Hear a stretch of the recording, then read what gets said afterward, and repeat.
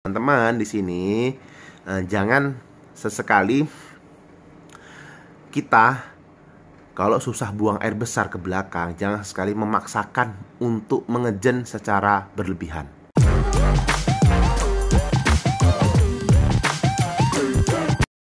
Assalamualaikum warahmatullahi wabarakatuh. Teman-teman, kembali lagi ke channel Bambang Sumedi. Terima kasih teman-teman yang sudah hadir dan sudah mengklik video ini, sehingga teman-teman bisa menyaksikan informasi yang saya sampaikan kepada teman-teman semua, tentunya seputar obat-obatan, seputar farmasi, seputar apotek, seputar apoteker, dan isu-isu terbaru terkait dunia kefarmasian. Oke teman-teman, gimana kabarnya hari ini? Semoga teman-teman semua masih dalam keadaan sehat walafiat, tidak ada kurang satu apapun. Oke, pada video kali ini saya akan menjawab pertanyaan dari teman kita tentang penggunaan salep untuk kasus hemoroid. Oke, jadi pertanyaannya seperti ini. Bang, saya punya ambeien, namun tidak sakit, tapi terjadi benjolan keluar. Apakah bisa hilang dengan menggunakan salep tersebut? Oke, sebelum kita menjawab pertanyaan tersebut, kita akan sedikit review atau sedikit membahas tentang hemoroid itu sendiri. Hemoroid itu sendiri adalah terjadinya pembesaran pembuluh darah vena, terjadi di sekitar anus. Hemoroid itu sendiri ada tiga bagian. Ada tiga bagian. Yang pertama itu hemoroid internal. Itu adalah hemoroid yang masih di dalam. Dan yang kedua itu hemoroid eksternal. Itu adalah hemoroid yang sudah keluar dan tidak bisa dimasukkan lagi. Dan yang ketiga itu hemoroid midset hemoroid, atau hemoroid yang masih bisa keluar namun bisa dimasukkan kembali dengan menggunakan tangan atau dengan bantuan alat. Nah, tentunya dari pertanyaan kawan kita tadi, bahwasannya ini mungkin termasuk dengan hemoroid eksternal. Hemoroid ini sendiri gimana sih Bang, kok hemoroid wasir atau ambeien ini bisa terjadi? Banyak faktor pemicunya. Salah satunya yaitu faktor usia bisa. Mungkin teman-teman yang susah dalam pencernaan atau buang air besar mungkin sering mengejen yang kuat pada saat ke kamar mandi atau saat ke belakang, itu juga bisa berpengaruh. Dan juga pada wanita-wanita pasca melahirkan biasa ini terjadi.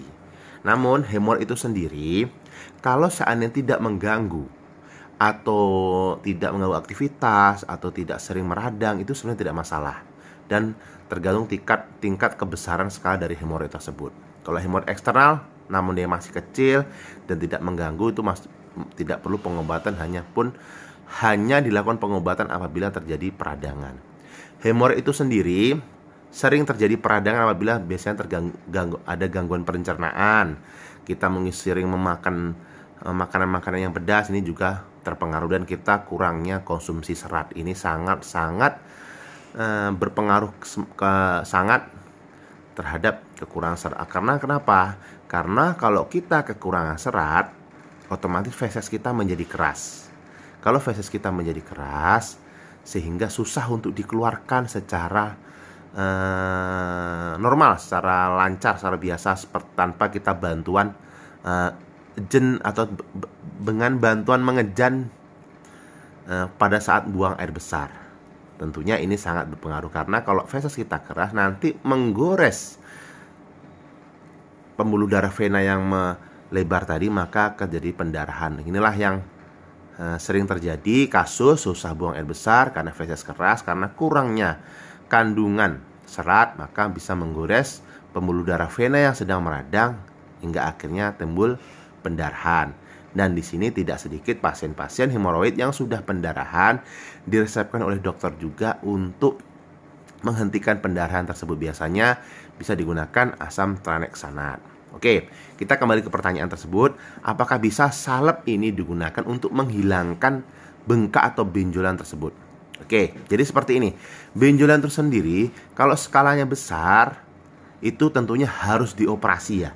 Kalau skalanya besar dan sudah mengganggu saat kita duduk, saat kita beraktivitas dan lain sebagainya, tentunya ini harus dioperasi.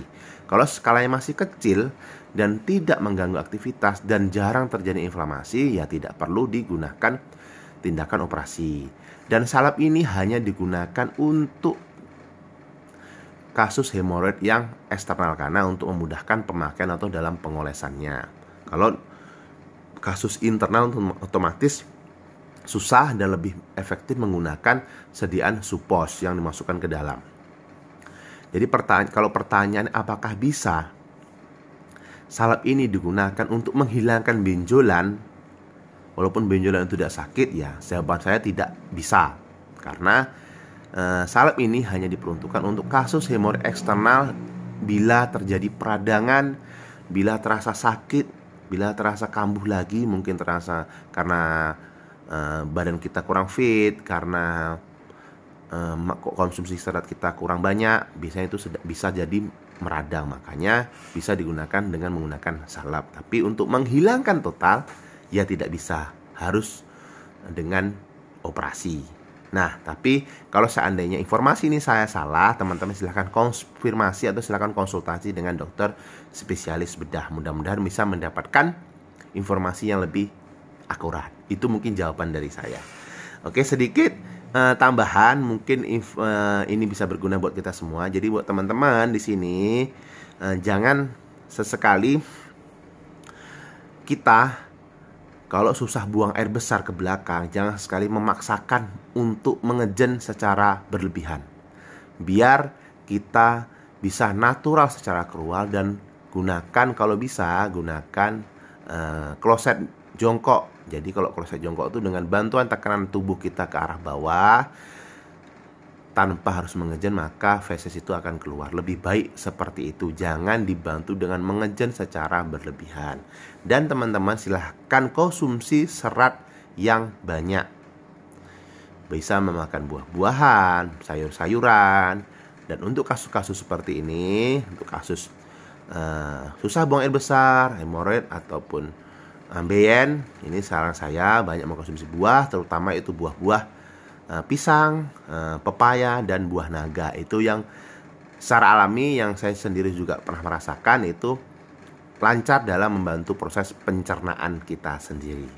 Jadi sekali lagi teman-teman, kalau mengalami susah buang air besar, jangan melakukan mengejen terlalu berlebihan, karena ini bisa berakibat fatal pada anus kita, bisa jadi terjadinya hemoroid. Dan teman-teman di sini, kalau sudah terindikasi, seandainya indikasi awal adanya hemoroid dan tidak ada pengurangan atau tidak ada sembuh atau tidak ada perbaikan, terjadi sakit yang terus-terusan, teman-teman harus kontrol kembali, kalau perlu cek laboratorium. Karena saya pernah mengalami kasus seperti ini. Ada pasien datang, diagnosa awal pasien tersebut mengalami gangguan hemoroid dan dikasih resep penghilang nyeri dan resep untuk pendarahannya. Pasien tersebut kembali menebus resep ke apotek saya dan saya kasihkan.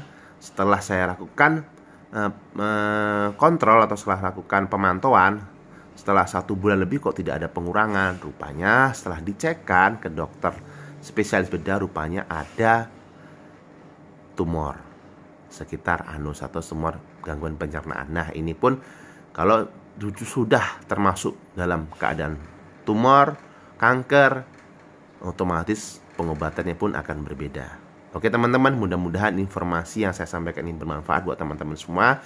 Tetap semangat, tetap sehat, dan teman-teman di sini yang suka dengan channel ini, dengan pembahasan yang saya sampaikan, teman-teman silahkan ketik like, comment, share, serta subscribe channel ini. Mudah-mudahan channel ini terus berkembang. Oke teman-teman, saya akhiri. Assalamualaikum warahmatullahi wabarakatuh. Tanya obat, tanya apoteker. Salam sehat.